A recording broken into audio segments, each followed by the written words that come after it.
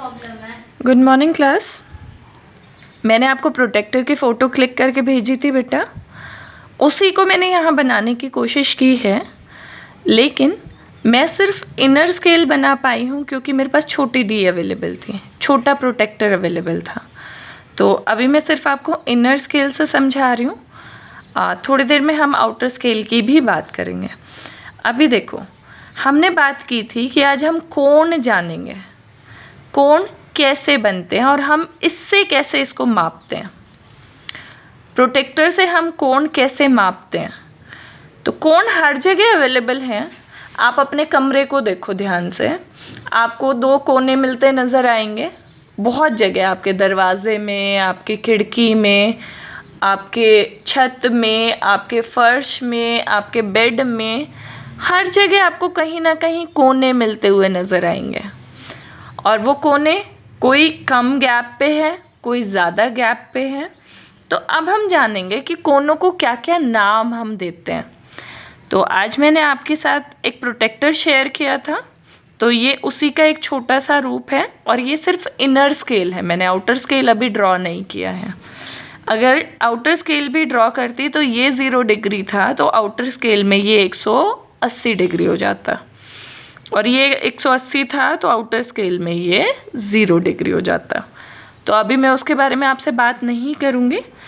हमेशा कोण बनाने के लिए आपको 2 भुजाएं तो चाहिए ही चाहिए। आप अपनी छत में देखो, 4 कोने नज़र आएंगे। उन 4 कोनों में देखो, हर एक कोने में 2-2 भुजाएं मिलती हुई नज़र आएंगी। तो ऐसे ही हम यहाँ बात कर रहे हैं। आज मेरे पास 2 भुजाएं हैं। अब दोनों भुजाएं हमेशा एक पॉइंट से कनेक्टेड रहेंगी, एक पॉइंट से जुड़ी हुई होंगी। अगर वो एक दूसरे से दूर दूर हैं तो वो हमारे किसी भी यूज़ की नहीं है, वो कोण बनाएंगी ही नहीं, वो खुली आकृति बन जाएंगी ना। तो अब है तो ये भी खुली आकृति, लेकिन एक कोने से ये जुड़ी हुई है। यहाँ पे हमेशा जब भी हम अपने प्रोटेक्टर को देखेंगे तो उसमें एक सेंटर लाइन बनी हुई है। क्या बनी हुई है? Centre line. आप ध्यान से देखो, ये जो ब्लैक लाइन आपको नज़र आ रही है, यही लाइन मैंने यहाँ बनाई है, तो इसको ओ नाम दिया है। अब देखो, क्या हमें इन भुजाओं में कोई अंतर नज़र आ रहा है, कोई गैप नज़र आ रहा है? नहीं आ रहा है। तो इनके बीच में कोई कोण नज़र आ रहा है? बिल्कुल भी नहीं आ रहा है। तो ये अभी देखो कितने पे हैं? 0 डिग्री पे। 0 डिग्री पे भुजाओं के बीच में कोई भी कोण नज़र नहीं आएगा। फिर नेक्स्ट देखो, मैं इसको हल्का सा यहाँ लेके जाती हूँ, ये यहीं रहेगी। तो अब ये कितने डिग्री का हो गया? 10 डिग्री। अब अगला नंबर है 20 डिग्री, 30 डिग्री। देखो अब ये नज़र आ रहा है ना आपको, ये कोण नज़र आ रहा है इनके बीच में। अब देखो 40 डिग्री। देखो ये कितने डिग्री का कोण है? 10, 20, 30, 40 पे ये चला गया है। अब थोड़ा सा और आगे चलें, 50। देखो अब कोण बड़ा हो गया तो 50 डिग्री। अब देखो और थोड़ा सा बड़ा हो गया, 60 डिग्री, और गैप बढ़ गया, 70 डिग्री, 80, 90। ये सबसे इंटरेस्टिंग। अब घड़ी में अगर देखें तो 12 बज गए हैं। यहाँ 3 होता है, यहाँ 12 होता है। तो ये एक घड़ी के 3 बजने जैसा है। चलो, और भी एक समय होता है ऐसा। अब ये देखो, ये गैप यहाँ से यहाँ तक कितने डिग्री का हो गया? 90 डिग्री का। तो 0 डिग्री से लेके 90 डिग्री तक इसको समकोण कहेंगे। ये वाले को क्या नाम दिया हमने? समकोण। क्या नाम है इसका? समकोण। 90 डिग्री पे जब कोई एंगल बनता है तो उसको समकोण कहते हैं। लेकिन जब वो 90 से कम रहता है, कितना भी हो सकता है, लेकिन 90 से अंदर की तरफ है, तो ये क्या बन गया? न्यून कोण। क्या बन गया बच्चों? न्यून कोण। न्यून कोण क्या होगा? 0 से ज़्यादा 90 से कम, 0 से ज़्यादा 90 से कम, तो वो क्या कहलाएगा? न्यून कोण। अब देखो ये 90 से आगे जा रहा है, 100, 110, 120, 130, 140, 150, 160, 170, 180, यहाँ तक आपको नज़र आ रहा है 180। ये बेस लाइन बन गई वापस। तो अब देखो ये क्या था? समकोण। 90 डिग्री पे क्या बनता है? समकोण। जब हम 90 से थोड़ा सा आगे जाते हैं तो देखो कोना 90 से बाहर निकल रहा है।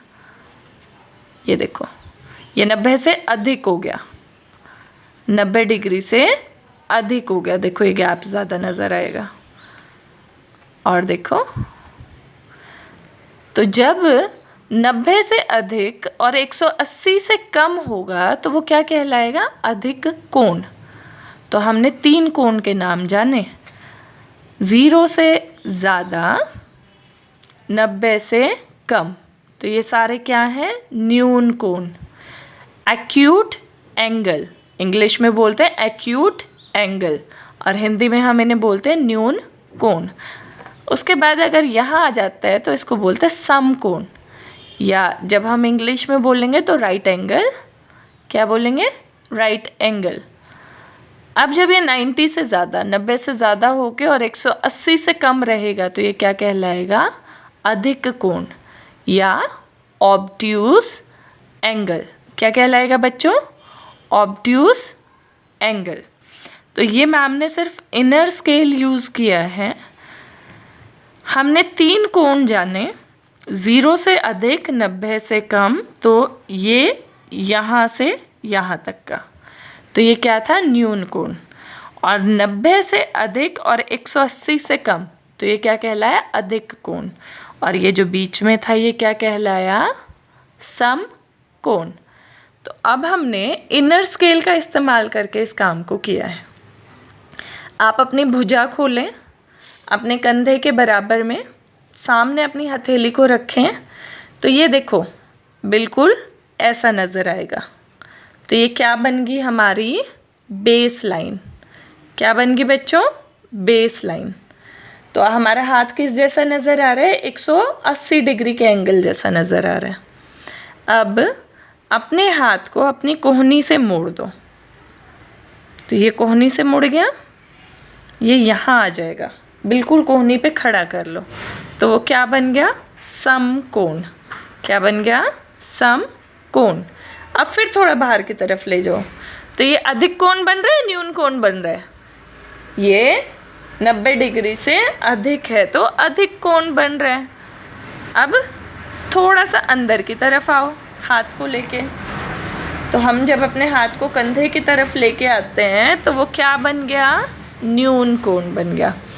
आप इस एक्सरसाइज को अपने हाथ के साथ प्रैक्टिस करके देखो और बार बार बोलोगे तो आपको याद हो जाएगा कि सीधा हाथ किया तो 180 डिग्री का एंगल बना, उसके बाद जब उस हाथ को कोहनी पे खड़ा किया तो वो समकोण बन गया, और वापस उसको कंधे की तरफ लेके आए तो वो न्यून कोण बन गया। फिर 90 डिग्री से मतलब समकोण से बाहर निकले तो वो अधिक कोण बन गया। ऐसा ही हम अपने पैर के साथ भी कर सकते हैं। तो इस एक्सरसाइज को आप ट्राई करो और आपको प्रोटेक्टर बना के देखना है। दूसरा, ये सिर्फ इनर स्केल था, तो मैंने जब हमारी भुजाएं इस तरफ होंगी और एक दूसरे के ऊपर यहाँ से खड़े हो रहे हैं तो हमें इनर स्केल यूज़ करना है, और जब हमारी भुजाएं इस तरफ हैं और यहाँ से एक दूसरे के ऊपर चल रही हैं तो देखो ये 90 से कम ही है ना, ये भुजाएं एक दूसरे से मिल रही हैं तो ये न्यून कोण है। देखो अब ये समकोण बन गया, बिल्कुल एक दूसरे के ऊपर सीधी खड़ी हैं। अब ये बाहर निकल गया 90 से, ये देखो ये गैप, तो अब ये क्या बन गया? अधिक कोण बन गया। आप इसको ट्राई करो अपनी कॉपी में, मैं कुछ प्रैक्टिस के लिए दूंगी, तो आप एक प्रोटेक्टर लेके मेरे को बताना कितने डिग्री का एंगल आपका बना है। हमेशा एक बेस रहेगा जो एक ही जगह रहेगा और दूसरा मूविंग रहेगा। तो थोड़ा सा गौर करके आप इसको कोशिश करो।